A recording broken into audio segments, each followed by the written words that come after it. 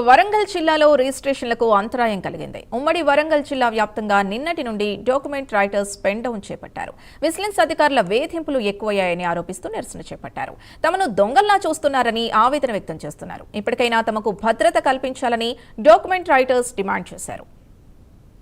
వ్యాప్తంగా డాక్యుమెంట్ రైటర్లందరం కూడా మా మీద మాకు జరిగినటువంటి ఇబ్బందుల వలన మేమందరం pen down and shutter down office down చేసి 2 రోజుల నుంచి మేము మా యొక్క కార్యక్రమాన్ని చేస్తున్నాం. దాంట్లో భాగంగా మా వరంగల్లో ఉన్నటువంటి 3 ఆఫీసులు వరంగల్, ఫోర్ట్, రూరల్, దాని తర్వాత వర్ధనపేట్, బర్కాల్, భూపాల్పల్లి, మోలుగు, భీమదేవరపల్లి వీళ్ళందరూ కూడా నిన్నటి వరకు మొత్తం ఆఫీసులన్నీ క్లోజ్ చేసి మాకు సంఘీభావం తెలియజేస్తారు.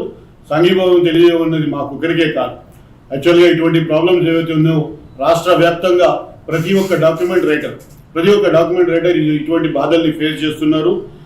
రమేష్ గారు మిగతా పెద్దలందరూ కూడా మా దగ్గరికి వచ్చి మేము మీతో పాటు ఉన్నాము అని చెప్పేసి మాకు చెప్పడం నిజంగా మాకు ఇచ్చినటువంటి చాలా ధైర్యం కలిగజేసింది.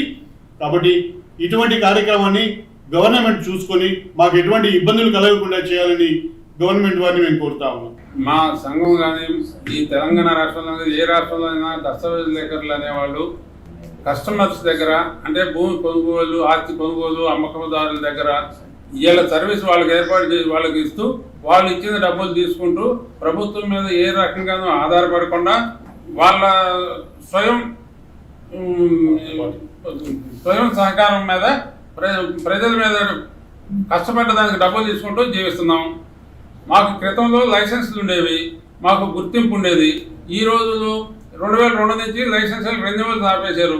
అప్పటి నుంచి ఎన్నోసార్లు ప్రభుత్వానికి మొరపెట్టుకున్నాం. ఎంతంత తీసుకోవాలి ఫీజులు కూడా గవర్నమెంట్ నిర్ణయిస్తుంది. ఆ ప్రకారం తీసుకొని వాళ్ళ వృత్తిని వాళ్ళు కొనసాగించుకోవచ్చు. వాళ్ళు ఎలాంటి ఇబ్బంది పెట్టం, వాళ్ళు స్వయంగా వాళ్ళు జీవనం వాళ్ళు సాగిస్తున్నారనే ఉద్దేశంతో వాళ్ళు గవర్నమెంట్ డిక్లేర్ చేసింది. కానీ మాకు ఈ రోజు కూడా ఏ రకంగానూ సహకారం